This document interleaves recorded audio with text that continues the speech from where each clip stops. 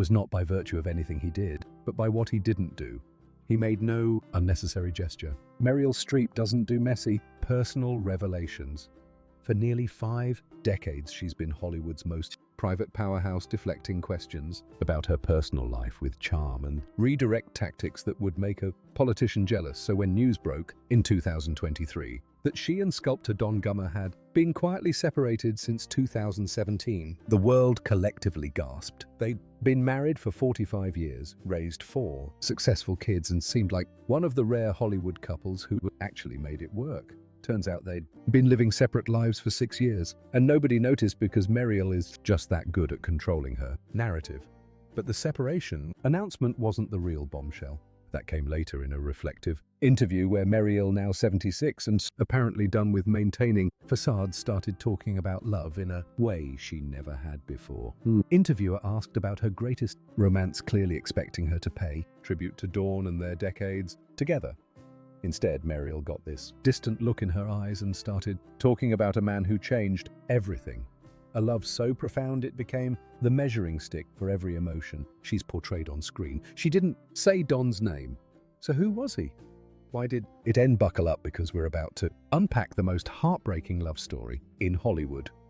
The impossible choice a young actress made, and why it took her nearly half a century to say it out loud. When Meryl met her match before, Meryl Streep was Meryl Streep. She was Mary Louise Streep from Bernardsville, New Jersey, a cheerleader and homecoming queen who stumbled into acting almost by accident. She went to Vassar College, expecting to study law or something practical, but the theater department grabbed her and never let go. By the time she got to Yale School of Drama in 1972, she was already being called the most talented actor anyone had ever seen, not actress-actor. She demanded the respect of that title before anyone else was thinking about gendered language in theater. Yale was intense and competitive, full of brilliant people who'd all been the best in their high schools and colleges, suddenly competing against each other for scraps of validation from tyrannical professors. Meryl thrived in that pressure cooker, but she also learned to keep her personal life separate from her professional ambitions. She dated fellow students, had her share of theater romances, but nothing that threatened to derail her trajectory. After graduating in 1975, she moved to New York and started working in theater, doing Shakespeare in the Park and off-Broadway, productions that paid almost nothing but gave her credibility. Then, in 1976, she was cast in a production of Measure for Measure at the Public Theatre, and that's where she met John Cazale. He was already a known entity, 14 years older than her, 27 years with film credits that included The Godfather and The Godfather Part 2, where he'd played Fredo, the weak brother everyone remembers. He'd also done Dog Day Afternoon with Al Pacino, establishing himself as one of the most talented character actors of his generation. He wasn't conventionally handsome, kind of gangly with thinning hair and an intensity that either drew you in or scared you off. Meryl was drawn in immediately. Their connection was apparently instant and all-consuming in a way that Meryl, ever the controlled professional, had never experienced. They moved in together almost immediately, which was wild for someone as careful as Meryl. Typically was about her choices. Friends from that time remember them being inseparable, finishing each other's sentences, having entire conversations with just looks. They got cast together in The Deer Hunter in 1977. And watching their scenes in that film, now knowing what was happening behind the scenes, is almost unbearable. The love between them was so obvious the camera couldn't help but catch it. The tragedy that defined everything. Here's where the story goes from romantic to devastating. During the filming of The Deer Hunter, John started having health issues. He was coughing constantly, losing weight, looking increasingly frail. The diagnosis came in 1977. Advanced lung cancer that had already spread. He was 42 years old at the peak of his powers as an actor, deeply in love with a woman who was about to become the biggest star in Hollywood, and his body was betraying him in the cruelest possible way. The studio wanted to fire him from The Deer Hunter. Insurance companies balked at covering someone with terminal illness. Counters worried about production delays. Executives suggested recasting. Meryl threatened to walk off the film if they replaced John, and since she was rapidly becoming the most sought-after actress in the business, they listened. Director Michael Cimino kept John in the film, and Meryl essentially paid for his continued medical treatment out of her own rapidly growing earnings. She was 28 years old, her career exploding, and she was spending every moment she wasn't on camera caring for a dying man. People who worked on that film remember Meryl's professionalism during the day and her devastation at night. She'd nail take after take, then rush back to wherever John was resting to check on him. She learned how to manage his medications, help him when he was too weak to move on his own, stay calm when he was scared about what was coming. Friends begged her to protect herself emotionally, to create some distance so his inevitable death wouldn't destroy her. She ignored them completely. Whatever time John had left, she was going to be there for all of it. John Cazale passed away on March 12, 1978, with Meryl by his side. The Deer Hunter wouldn't be released until later that year, which means John never got to see the final film, never knew it would be nominated for Best Picture, never experienced the posthumous recognition of his final performance. He died at 42, having made exactly 5 feature films in his career. Every single one of them nominated for Best Picture. That's a legacy most actors would kill for, but it also represents a career cut brutally short. Meryl was 28, heartbroken beyond description, and suddenly homeless because they'd been living in John's apartment, the rebound that lasted 45 years. Here's where the story gets complicated in ways that Meryl is only now willing to acknowledge. John's brother Don Gummer was a sculptor working in Pakistan when his brother got sick. When John died, Don returned to New York and let Meryl stay in his loft apartment because she literally had nowhere else to go. Dawn was kind and gentle and sad about his brother, and Meryl was shattered and lost and probably not thinking clearly about anything. They started spending time together because they were both grieving the same person, and somehow that grief transformed into something else. 6 months after John died, Meryl married Don Gummer. September 30th, 1978. Less than half a year from losing what she'd later acknowledged as the love of her life, she married his brother. People can judge that timeline however they want, but here's what seems true. Meryl was broken and Don offered stability when everything else felt chaotic. He was safe where John had been all-consuming. He was available where John had become tragically unavailable. And Meryl, who just watched someone pass away slowly despite her best efforts to save them, probably needed safety more than she needed passion. They built what looked from the outside like an ideal life. Son Henry was born in 1979, followed by daughters Mai in 1983, Grace in 1986, and Louisa in 1991. Don continued his sculpture work while Meryl became the most decorated actor in film history. They bought a house in Connecticut, far from Hollywood's chaos, and raised their kids with impressive normalcy, considering their mother's fame. Don stayed out of the spotlight completely, never gave interviews, never tried to leverage Meryl's celebrity for his own benefit.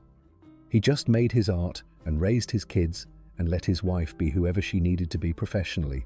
But here's the thing nobody talked about until recently.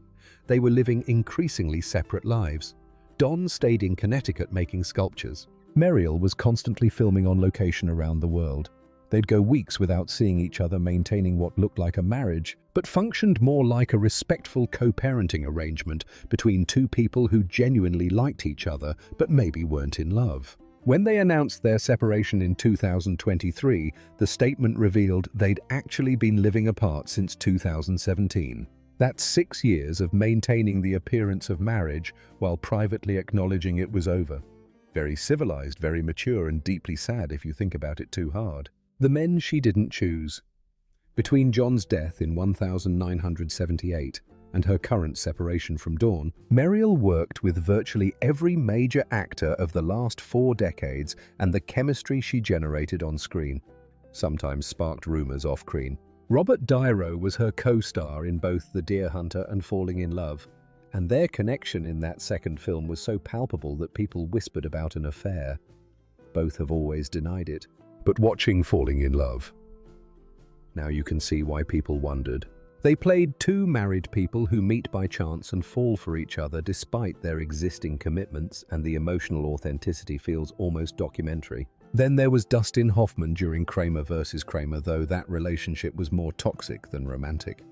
Hoffman allegedly used method acting as an excuse for genuinely cruel behavior, slapping Meryl without warning in scenes to get authentic reactions of shock and pain. She was still raw from John's death, and Hoffman exploited that grief to make the movie more real. Meryl won her first Oscar for that performance, but she's been notably cool toward Hoffman ever since. Some connections aren't about love. They're about surviving someone else's narcissism and coming out stronger.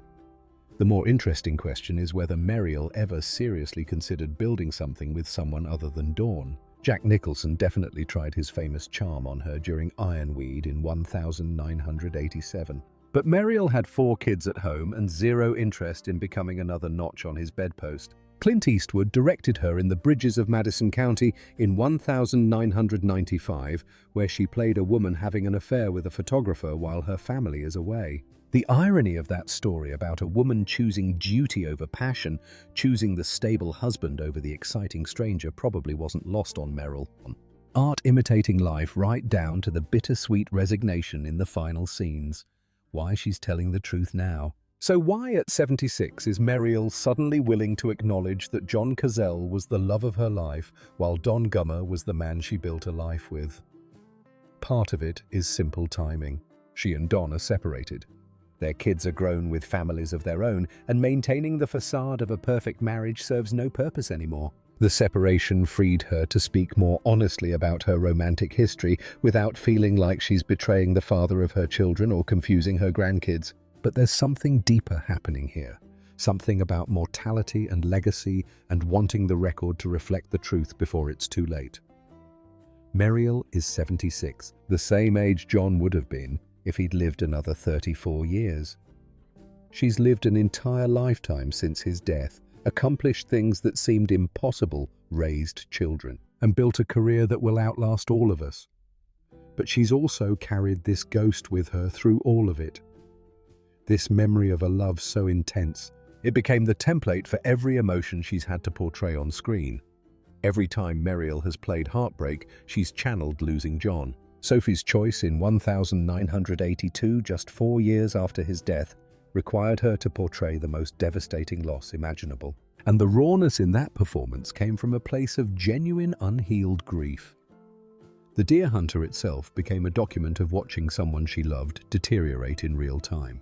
Even her later work, movies where she plays women making impossible choices or living with regret, carries echoes of the choice she made at 28 to marry Dawn, instead of staying single and honoring John's memory differently. The confession isn't about diminishing Dawn or the 45 years they spent together. It's about acknowledging that life is messy and complicated, that you can love multiple people in different ways, and that the love that transforms you isn't always the love you get to keep. Meryl kept John alive through her work, through the intensity she brought to every role, through the standard of emotional truth she demanded from herself. But she built her actual life with Dawn, raised her children with him, grew old beside him even as they grew apart. Both things can be true. Both loves can matter. And only now at 76 and finally free from pretending can she say that out loud. The 2 types of love. What Meryl's confession really illuminates is something our culture doesn't like to acknowledge. There are different types of love. And the passionate, all-consuming kind isn't always the kind that sustains you through the mundane realities of building a life. John Cazale was fire and intensity and artistic collaboration and the feeling of being completely understood by another person. That kind of love is intoxicating and transformative and probably unsustainable over the long haul even if he'd lived. The very things that made it profound, the obsessive focus on each other, the emotional intensity, the complete merging of personal and professional lives, those things burn bright and fast.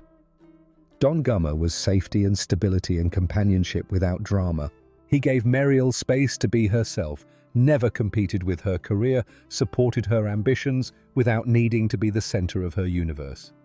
That kind of love is quieter, easier to take for granted, and absolutely essential for the boring logistics of raising kids and building a home and maintaining sanity through decades of chaos. It's not sexy. It doesn't make for great movies, but it's what allows people to actually function in the world. The tragedy is that Meryl got these 2 types of love sequentially, rather than finding them combined in one person. She experienced transformative passion with John, then lost him and had to rebuild herself from scratch. She found sustainable partnership with Dawn, but never again felt the consuming intensity she'd had with John. And for 45 years, she kept that truth private, playing the role of happily married woman while privately knowing that her marriage, however successful on practical terms, wasn't the great romance of her life. That's not a criticism of Dawn, who by all accounts was a good husband and father. It's just the reality that being good isn't the same as being everything. Now at 76 and separated, Meryl can finally admit that she's spent most of her adult life mourning what could have been while being grateful for what actually was. She can honor John's memory without pretending Dawn was something he wasn't. She can acknowledge that she made the practical choice at 28, married someone safe when she was still reeling from loss, and built a good life, even though it wasn't the passionate life she'd briefly experienced. That kind of honesty is rare and valuable, especially from someone of Meryl's stature who could easily maintain the fairy tale forever. What happens after the confession?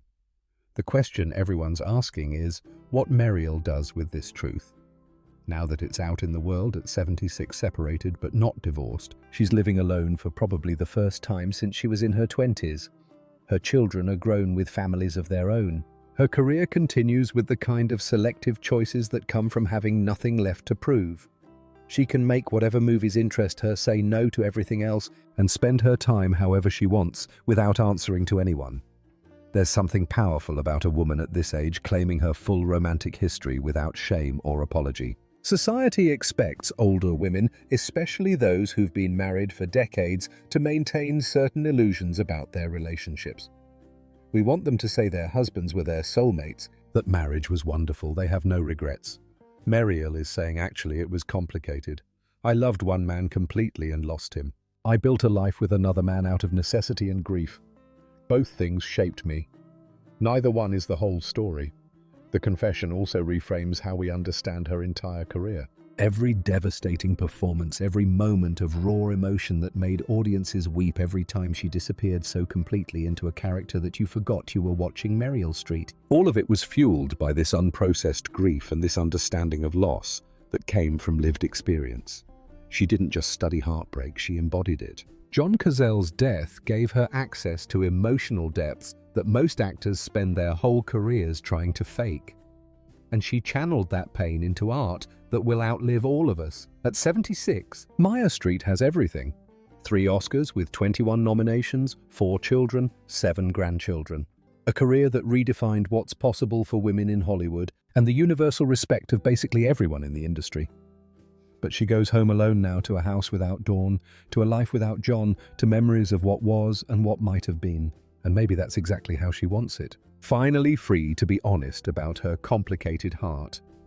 Finally able to honor the love that mattered most, even though it lasted the shortest time. The confession wasn't about regret, it was about truth. And the truth is, John Cazale was the love of her life. But Don Gummer was her life. Both mattered, both shaped her, but only one made her feel completely alive.